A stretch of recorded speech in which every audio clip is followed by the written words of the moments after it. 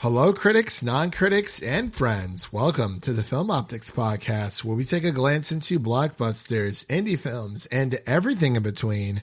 I'm your host, Christian, and as always, I'm joined by my partner in film, Devin. And today, we're here to give our spoiler-free reactions to the film Kingdom of the Planet of the Apes. But before we begin today's episode, you can listen to our podcast on podcast platforms around the internet. That includes Apple Podcasts, Spotify, Google Podcasts, and more. And if you are a new or seasoned listener to the show, we would love to hear from you guys. Follow us on Instagram, Twitter, and Threads at Film Optix. That is Optix with an X. Or you can email us at filmoptix@gmail.com for any movie-related questions. Devin, what's going on, man? It's a Monday. We were originally supposed to record this a few days ago, but we kept running into some tech issues. So hopefully that has been fixed today. But how was your Mother's Day weekend with the family?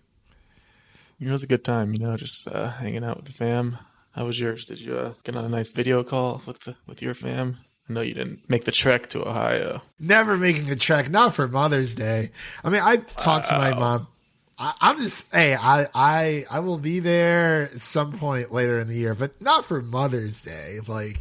Actually, my mom was supposed to come down the week of she was supposed to come down the weekend of my birthday, but into Mother's Day, because I was born a few days before Mother's Day, so she wasn't able to. So now she's actually coming down for her birthday in July. But yeah, I mean, I talked to my mom a few times throughout the day. She said she had a good time. I think my dad and sister took her out for some brunch, some good food. I don't know what else they really did. I didn't ask her too much, but she said she had a good time. So yeah, that's how my weekend went all together. I had a little bit of an extended weekend because I took a few days off on my birthday, naturally, of course, going into Mother's Day weekend. So it was a nice 4 days off. And yeah, it was a good time. But did you guys watch any movies together? You guys were kind of just hanging out, maybe playing some kickball in the old field. I think we did that last time I went up to Pennsylvania with you. Yeah, it sounds about right. No kickball. It was actually kind of cold in PA. It was pretty annoying. It was like 50s. Hey, I mean, you come down to Nashville, Tennessee, man. I don't know. You gotta deal with all those tourists. You got a bachelorette party every day. I don't know. Hey, as long as you can steer clear of all the tourists if you know where to go. Like, I mean, when it comes to Broadway, it's fun. It's great. That's where all the bachelorette and bachelor parties go. That's just one street. Like in downtown Nashville, you have an entire city to explore. So I usually steer clear from downtown nowadays, and I'm much happier for it because I don't have to fight to get a drink. I don't have to pay outrageous prices. The only time really I will go downtown is if people come to visit. I mean, you've been down for the draft, so but that was it was crazy, but that's like an anomaly thing because it was during the NFL draft. So yeah, that's extra crazy. Yeah. I remember you wanting to go down there early one day for the full day. And it was the previous day of when we went, we were planning to go back downtown. And you were you saw how crazy it was. When you first came down, you were like, hey, can we just watch the draft on TV?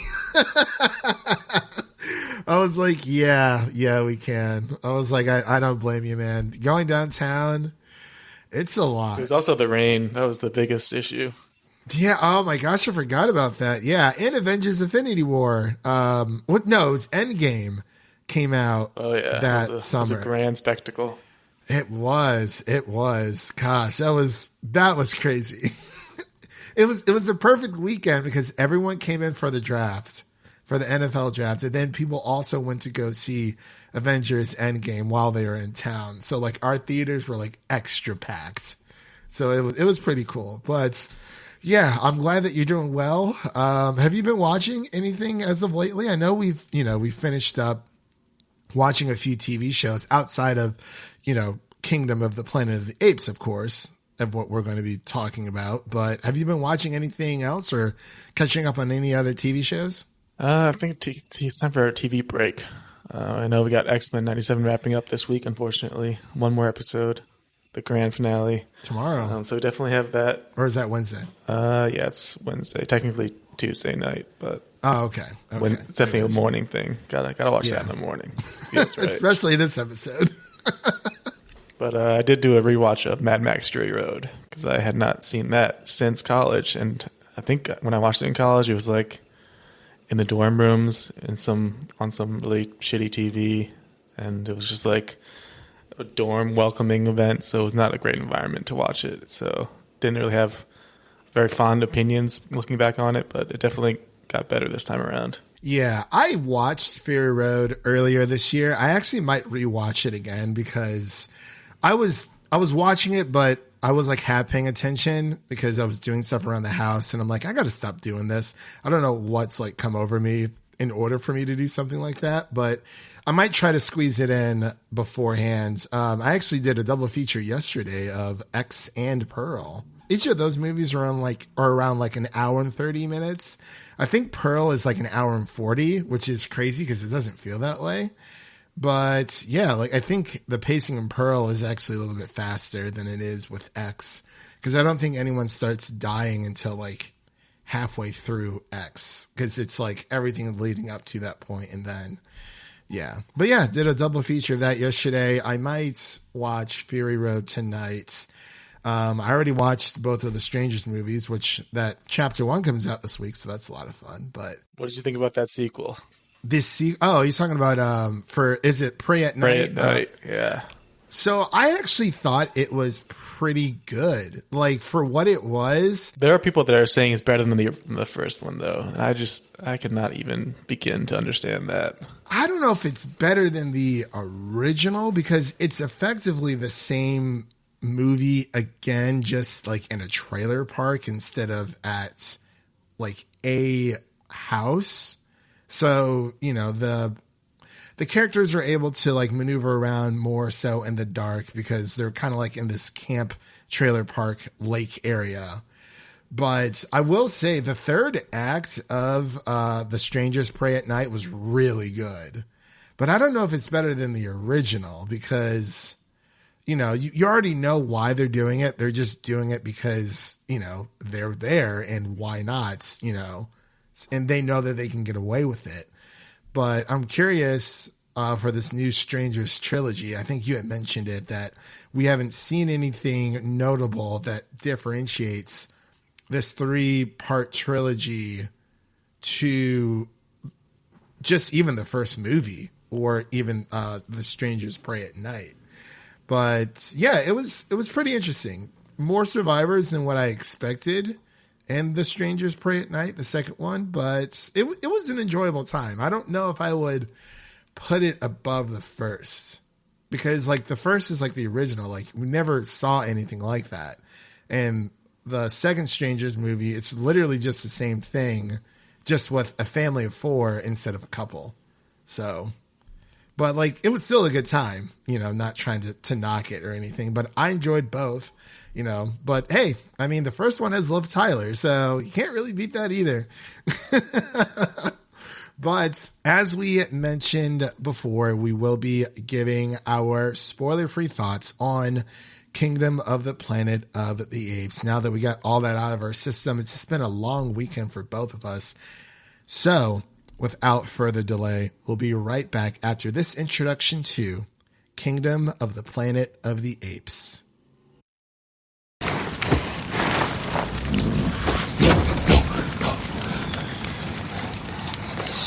Is important. They get cold. Show mercy.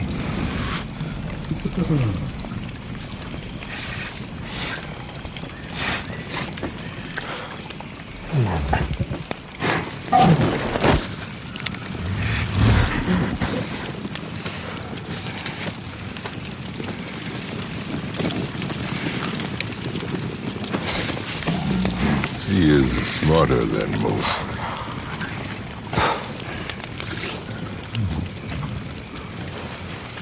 will name her Nova. We name them all Nova. And we are back with our spoiler-free reactions for Kingdom of the Planet of the Apes. That is a very long title, but they have stuck with it for decades. So, it's just something that we have expected from this film franchise. And, they keep coming up with crazy titles to kind of throw in the middle of the Planet of the Apes. So we're just rolling with it. It fits. It rolls off the tongue. It's a little lengthy, but it's better than most. We've had some pretty other lengthy titles out there. But this one does not come close to at all.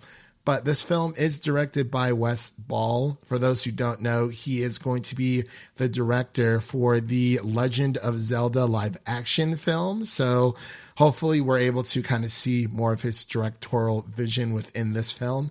And he also directed the Maze Runner trilogy. So if you know him from that, that's great. And I think it's amazing how he was able to be given this opportunity to make this film. And the writers include Josh Friedman, Rick Jaffa, and Amanda Silver, and stars Owen Teague, Freya Allen, and Kevin Durant, just to name a few, with Freya Allen playing May. It's not spelled M-A-Y, it's spelled M-A-E. So I think they took more of the inspiration from Justin Timberlake, May. So I thought that was pretty funny. And of course, this film did drop in theaters on May 10th. And as of today's date, May 13th, 2024, it is playing in theaters. So for those who do not know, Freya Allen is basically the only human in this movie, with some exception to others. And the story is as follows. Many years after the reign of Caesar, a young ape goes on a journey that will lead him to question everything he's been taught about the past and make choices that will define a future for apes and humans alike. I think that's a beautiful way to describe what's going on for Kingdom of the Planet of the Apes. The runtime for this film is around 2 hours and 25 minutes. So it's around the same length as War for the Planet of the Apes. And this is the next chapter in the story. So it's another prequel trilogy, but it doesn't predate Caesar's trilogy. So the prequel trilogy prior to this film goes Rise, Dawn, and then War for the Planet of the Apes. So this film takes place many generations after War for the Planet of the Apes. So Caesar's presence is still felt within this film a lot, but it's still its own thing. But I'm going to pass it over to Devin so he can give his initial reactions to Kingdom of the Planet of the Apes. Yeah, going into this one, I feel like no one really knew what to expect coming off of such a beloved trilogy that we had in the last one, where it's pretty much well-renowned and respected from, I'd say, most of film fans. Kind of underrated in a way. A lot of people think it's underrated and should get some more love, but I think generally it's definitely one of the most well-liked trilogies and overall just franchises we've had going since literally 1968 when the first one came out. They had tons of those movies in the 70s, and then there was an attempt by Tim Burton in around 2001, I want to say, with Mark Wahlberg that did not go over very well. But then other than that, I feel like most of them have all been pretty successful and well-liked. So definitely a lot of big shoes to fill for this one. But I think people were kind of nervous, me included. I was just kind of nervous to see what they were going to do, what direction they were going to take, just because the last one ended off so perfectly with the end of Caesar's reign, not reign, but Caesar's upbringing and his overcoming just everything that happened in that trilogy and the fall of Caesar, you can say, and just have that be the ending felt perfect. But I feel like this new entry brings new life into the franchise, and it creates a whole new world for us to create theories about, to live in, to think about, to look at. It's just a very well-made world, and I think they did a great job of building up off of Caesar and everything he did, and including those characters in this one and the philosophies of Caesar. And I think the biggest improvement I would say for this movie is the world building. I think Wes Ball did a great job of setting up this new world for all of us, because it does take place several generations after the trilogy. So it's around 300 years, I think I've heard, post Caesar. So we can start calling it after Caesar and before Caesar, AC and BC. That's the new terminology I've heard on the streets, determining this timeline here. But yeah, they did a great job of building up this world. I like how everything looks. It's kind of post-apocalyptic, where you have mostly the apes roaming around the world, not many humans, and it just kind of gives me like Last of Us vibes, where there's just emptied out buildings and structures, and everything's very grassy and more natural looking than what we have currently, which makes sense with the end of humanity for the most part, just kind of how things would look. So I just love the world building, and the new characters did a great job. Definitely a lot to love with the characters. And it's just a great time overall.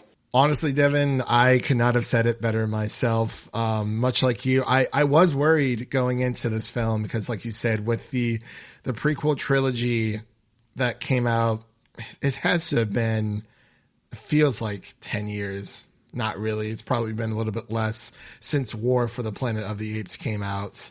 And just hit us all together. I believe it actually came out in 2017. So it hasn't been a full decade yet, but very close. We're about like 3 years off when War for the Planet of the Apes came out. But, going into this movie, I was able to see it in IMAX for our screening. And of course it was more of a fan event, and I was blown away. Like, at first, like I said, I was so worried that we weren't going to get a good story. But like he said, this is a new trilogy. And since it's set around 300 years after the events of the prequel, this is a time to kind of shape the world the way that you want to, much like they were able to do with the prequel trilogy, where it's like, hey, we're going to take this all the way back to the beginning. And we're not going to have to worry about connecting any tissues as of right now to, the original Planet of the Apes movies. Obviously, they're trying to fit in the gap between the original Planet of the Apes films and now the prequel trilogies. But I went to the streets of Twitter saying that, by honoring Caesar's legacy, this film breathes new life into the franchise, and it's setting the stage for an exciting new trilogy. Freya Allen and the rest of the cast deliver such a phenomenal performance that it just left me so impressed. The CGI is something I was also blown away with by the original trilogy, and I was hoping that, this new film was not going to lose any of that shine.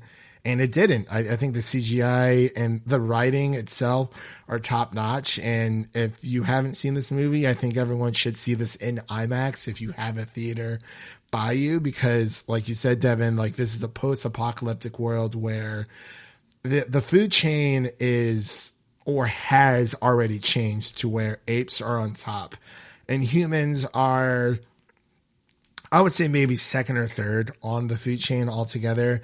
You see this post-apocalyptic world, like you mentioned, like you would see in something like The Walking Dead, or more recently The Last of Us, how the foliage is just overgrown. There's no use of technology. The apes have completely taken over. This is Mother Nature taking its course, and I find it hilarious. And I think someone tweeted about this earlier on Twitter. They said, this all happens because James Franco wanted to cure Alzheimer's. And we've gotten to this point where he tried and he kind of succeeded for like a bit, and then it kind of like fell off. But it's crazy how the cure for Alzheimer's developed into a flu that would kill off majority of the human population, and giving the gift of intelligence to apes, to monkeys, to gorillas, and rendering humans effectively the new feral animal. It's like, the apes are progressing and obviously the humans are regressing to the point where the Somalian flu, which is what causes the humans to lose their ability to speak. So they are basically animals, because that is really what separates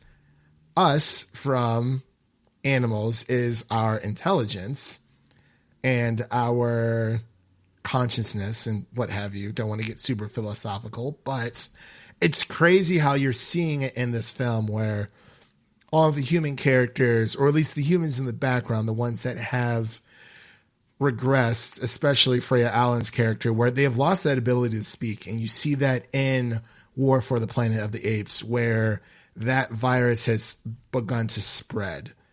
And when we're seeing this event play out with these new characters, with Noah, who is the new ape of this new trilogy that we're following. And I think he is a phenomenal character alongside May and Proximus Caesar, who Kevin Durant plays. He's like the big bad almost, but he's more of just like an obstacle, because Proximus Caesar is he's very intelligent and he knows all about human history. But he calls himself Proximus Caesar because it's this weird transgression as to when the film first starts, they pay homage to Caesar. It's more of like a prologue where they have officially closed the chapter on Caesar's legacy. But his legacy is felt throughout this entire film, almost like he is almost a religious figure in a way, but it's more so he's deemed like the first elder of apes, gaining this intelligence, gaining their ability to speak. And I was afraid at first that we weren't going to see a lot of apes speak in full sentences, because in the previous, or in the prequel trilogy, some would speak, others would not. Some would speak sometimes. Mostly it was just sign language, which they do in this film as well. But the intelligence of the apes has increased even more throughout the generations. You see Noah's village, where he is supposed to bond with an eagle, which is the culture of his village, not necessarily the entire world. But it gets into this really interesting plot of not necessarily revenge, but more of like a search and rescue, if that makes any sense. You know what I mean? Yeah, that really makes sense. So it's so interesting, and I know I've been rambling here for a while, and I do apologize. Was there anything you wanted to add to this conversation of us talking about the film? We get a brand new red orangutan, Raka. Yeah, we gotta give shout outs to Raka. I mean, he really just steals the show here as far as a character. Very similar to the previous trilogy, where we had Maurice as the wise orangutan that kind of just takes everyone under his long arms and is the great mentor for all of them. And he's the peaceful one that's kind of more in the corner and just going about his business. And Raka here has a lot of great personality. He follows in, well, I think they called it like the teachings of Caesar or something like that. But basically, religion revolving around Caesar is kind of what he follows, and kind of following the more peaceful things of what Caesar believed in. And it's just so cool to see that being passed down. He had a lot of great funny moments too. It's so cool. It's so funny how they think humans at this point are really what we think of monkeys at the end of the day, where we think they're just kind of dummies who can't talk and can't really do anything. And then the roles are reversed in this movie because of how things unfolded. And apes really are the alpha in this world, because they have the ability to speak, and that's just how things are. And I love everything he stood for. And it's just so cool how Caesar's legacy has been passed on to this movie, and it's become somewhat of a religion, and he's become like a religious figure. And then you see the different sides of how that unfolding in this movie, where you have the peaceful ones like Raka, who kind of learn from his legacy and take the peaceful, more intelligent side of things. And then there's another kind of basically like religious zealots side where they are more extremist on their views of Caesar and what his legacy was. And just having those two different paths warring throughout the movie is just such a cool angle to take. That's very true. Once you think about where Caesar came from and how Caesar is obviously viewed as this celebrity or, this zealot among the apes, but it's almost as if his teachings to most have been lost in translation and lost to time, which is unfortunately something that does happen. Yeah, definitely the religious parallels are definitely there. I mean, obviously religious with the Bible, then even like here in America, we have the Declaration of Independence that kind of gets misinterpreted quite a lot in our day and time, and we have to kind of go back and forth on what it was, what things meant back when it was originally made, and how things have changed and evolved since then. It's just kind of a great philosophical concept for a movie, especially revolving around apes. It's so amazing to see how, everyone adored Caesar and what he did for ape kind, but it's almost as if, from what we know, the audience, Caesar has seen, from the get-go, Caesar has seen the good and the ugliness of what humanity can bring. He was exposed to kindness due to his original master, his original owner. So he was able to see what humans were capable of, which is why in the original trilogies, there's always a human character that Caesar sympathizes with in a way, more so in Rise and then Dawn. And I think only one person in War for Planet of the Apes, because that's more of like a revenge story. But with characters such as like Silva and Anya and Noah is this new character who we follow, who's from the get-go of the movie, he's trying to prove himself to his parents because his father's like this eagle master and he wants to make a lasting impression to show that he is worthy of being a part of his tribe. And then it kind of just, hits, everything just goes sideways during a certain part of the movie. And I was actually watching Chris Duckman's review on this, and he had mentioned that, he saw that a lot of people were saying that like, oh, it's a slow start and then it starts to pick up. And I think he said something very interesting to where he mentioned that it's not that the movie had a slow start, it's just that it could have used more momentum, because during the beginning of the film, you do spend a lot of time with Noah and this search and rescue mission that happens. And then you meet Raka, and then you meet May a little bit earlier on, but she's more prevalent as the movie goes on.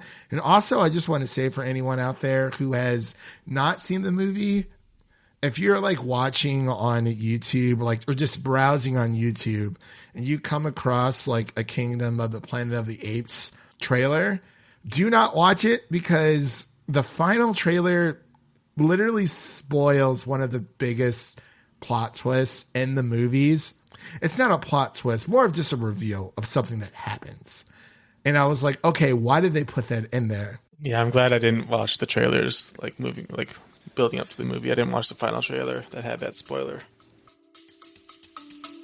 Let's take a quick break. Did you know that you can change what you taste by what you hear? How can you use sound to make a deeper connection with your clients? Can we be healed with sound?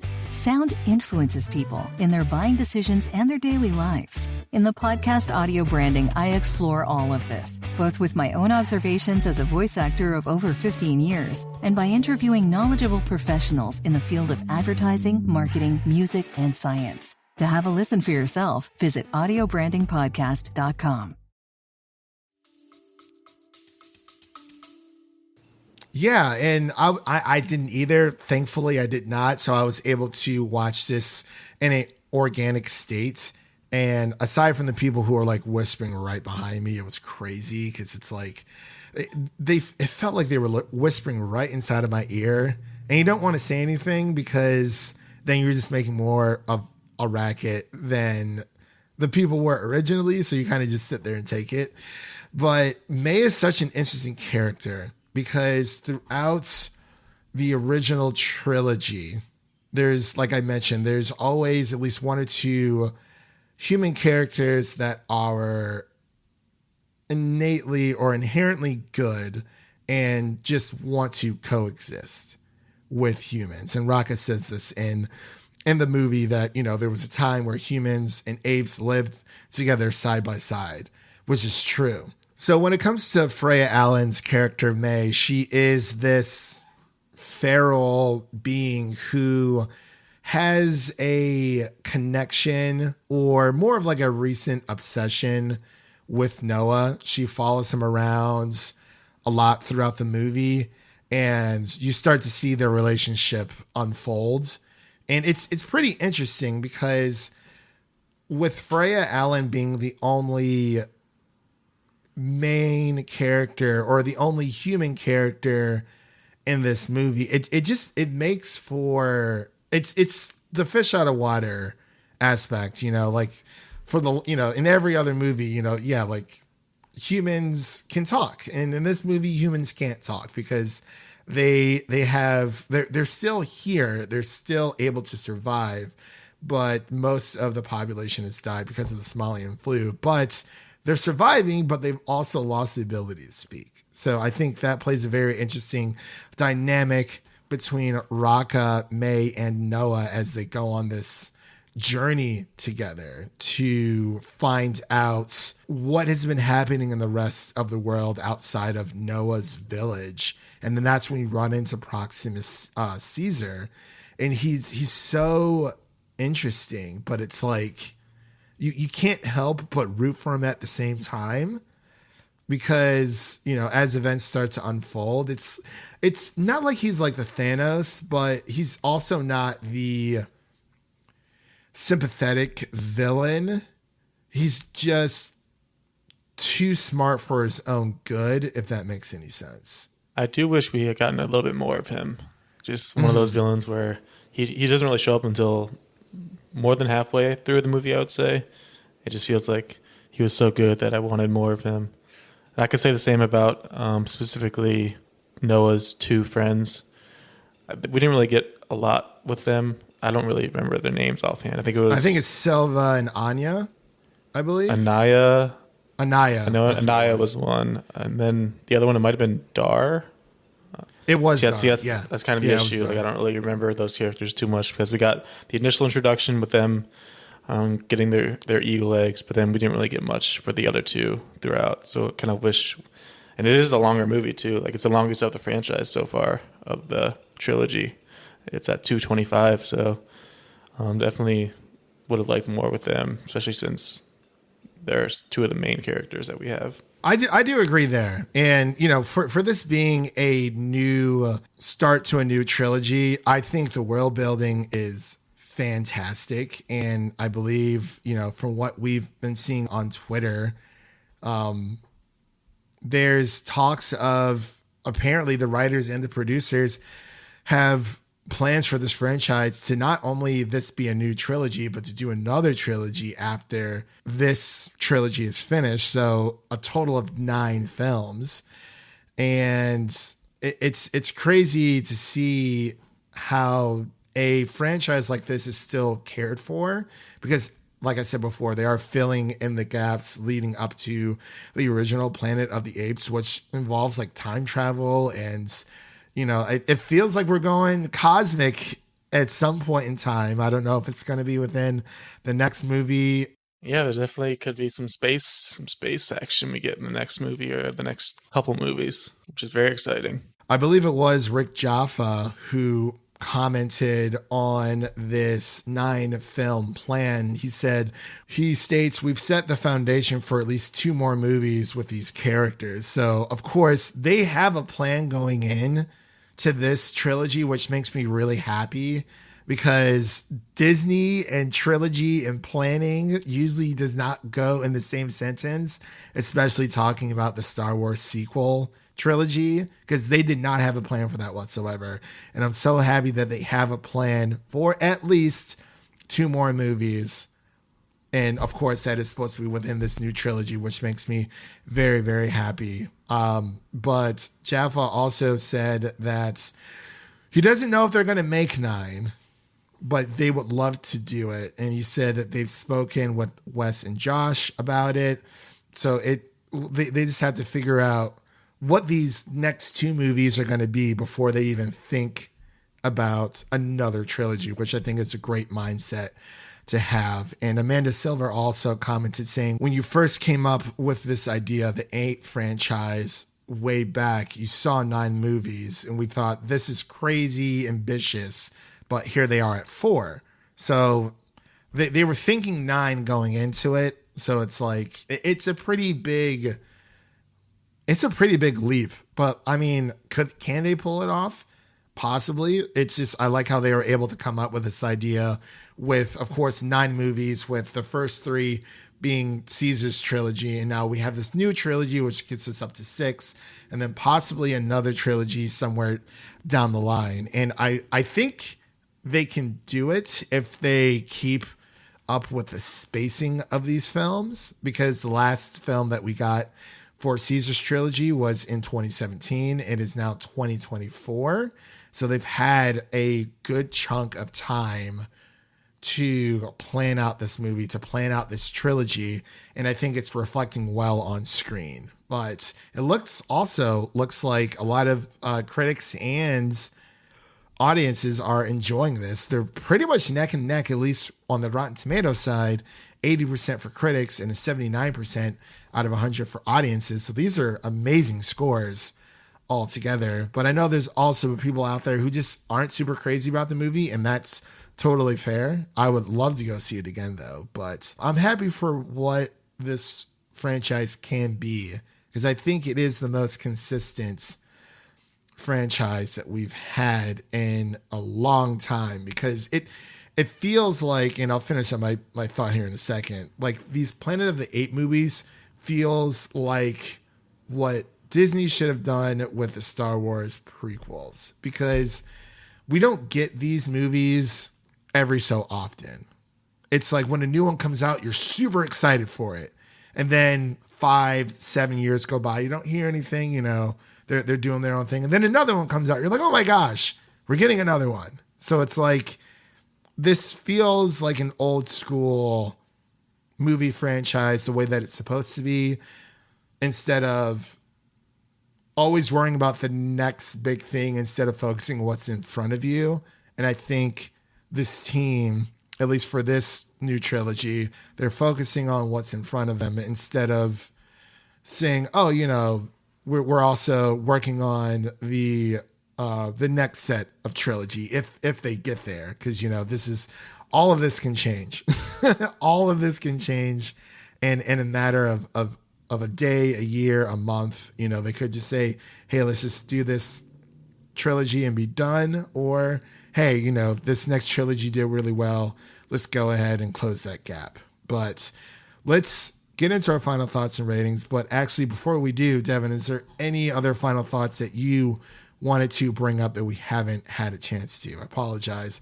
I just love this movie so much, so I had a lot to say, and this is like our 4th time trying to record this. I was trying to get my P's and Q's together, but is there anything else you wanted to mention before we get into our final thoughts and ratings for this film? Yeah, I think it's good. We got it all out of our system. Great movie to talk about. A lot to discuss. I think we covered most of it here. As far as the last thoughts and ratings, I think this movie is a great new entry into the series. Builds off of what Caesar built up for us in the last trilogy nicely, and continues his legacy, like you mentioned, with some great new characters and a great new world to live in. I'm very excited to see where we go from here, because I think this movie is definitely doing pretty well so far in the box office. So I definitely think we'll at least get a trilogy out of this. The 9 movie thing, not sure yet. We'll have to see.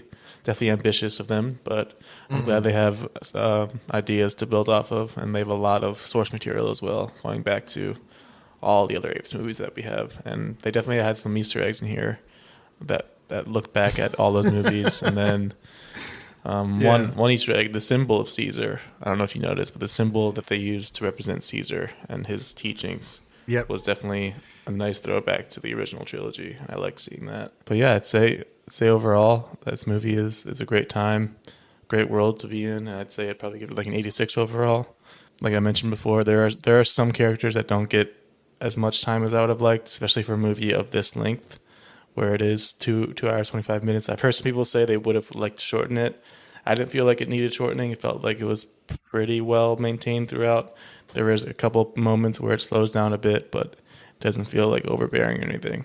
I agree there. And also when you're talking about callbacks, obviously, the symbol from Caesar's window from Rise of the Planet of the Apes. There's also other callbacks where humans have different names, or the apes call them. So there is obviously humans. The people in Noah's village called humans echoes. Yeah, I never really get an explanation for that. Yeah, I was going to say there's definitely an explanation for that. It could just be, the echoing of, the physicality of apes to humans, or just the fact that humans have lost their ability to speak. And the only thing that they can produce are like these primal cries. So they have lost their ability to speak. That might be why they call them echoes. But Raka has a different name for humans, and they are Novas. And that is a callback to War for the Planet of the Apes, which I think is very, very sweet that they paid homage to the original Nova, the little girl in that movie who lost her voice due to the Somalian flu. So I thought that was pretty awesome. And I don't know, just the trailers themselves were so good, outside of the last one, because I feel like it gives away way too much. But even like Proximus' Caesar's like introduction, I think it was the second trailer, and he's like, "Are you familiar with the concept of evolution?" Raka it's just the MVP, man.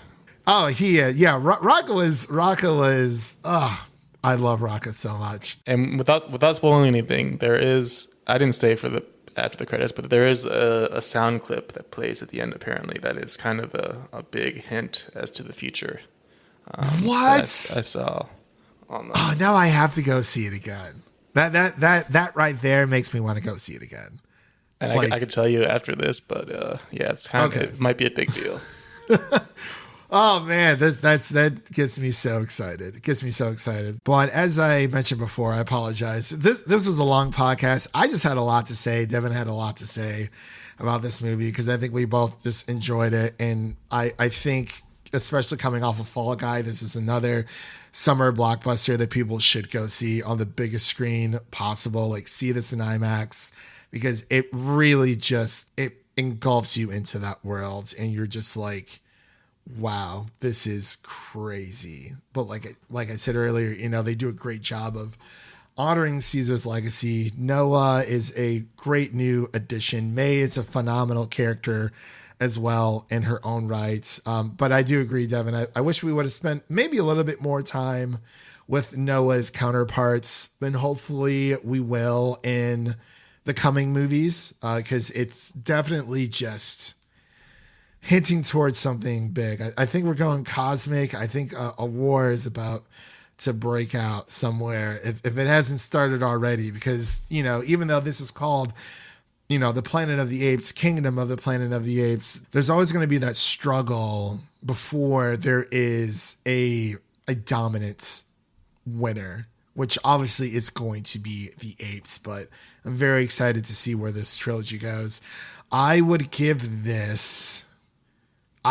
it a thinking at first, because I don't want to give it too high of a score. I gave it 4.5 stars on Letterboxd, and I think that equates to not necessarily a 90, almost there, but I would also probably go with an 86 out of 100 as well, because it's almost perfect.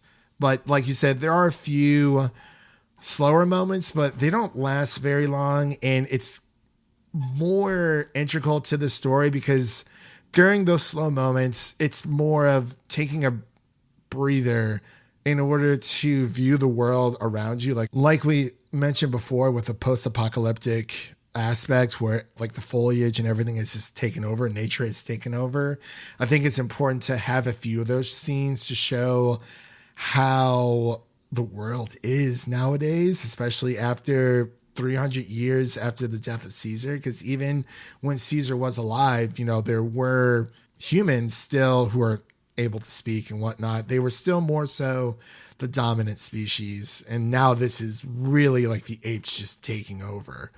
But yeah, I would give it an 86 out of 100 as well. And so does Devin. So our podcast score for Kingdom of the Planet of the Apes would be an 86 out of 100. And with all that said, that does conclude today's episode. If you enjoy what you heard on today's episode, make sure to subscribe to our podcast on your preferred podcast platform of choice. And make sure to follow us on Twitter, Instagram, and Threads at Film Optix. That is Optix with an X. And don't forget to share an episode of our podcast with a fellow movie lover, whether it be your mother, your brother, or your significant other. Spread the love for the Film Optix podcast with a movie lover in need. And now let's take a sneak peek of what's coming up next on the show. So we're going to be covering movies such as Furiosa, which comes out the weekend of May 24th, 2024. And we're also going to be doing The Strangers Chapter 1. Very excited for that. Hopefully it'll get us pretty excited. I think that comes out this week. And also we're going to be covering season 1 of X-Men 97. And as for new releases, you can actually listen to The Fall Guy review that Devin and I covered together, as well as our Challengers review and our Fallout Season 1 reactions as well. So you have a lot of stuff to listen to. And we've also, I actually should have mentioned this at the top of the episode, we've hit 500 episodes, Devin, 500 long episodes of the Film Optix podcast as of The Fall Guy, not as of Kingdom of the Planet of the Apes. Unfortunately not. I was hoping it was going to be this movie, but it wasn't. But that's totally fine. But yeah, we've hit 500 episodes, which is pretty awesome.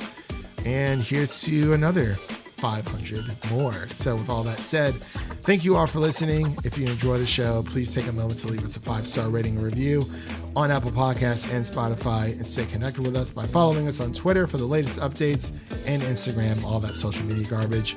That was Devin, and I'm Christian, signing off. And remember, apes together strong. Peace.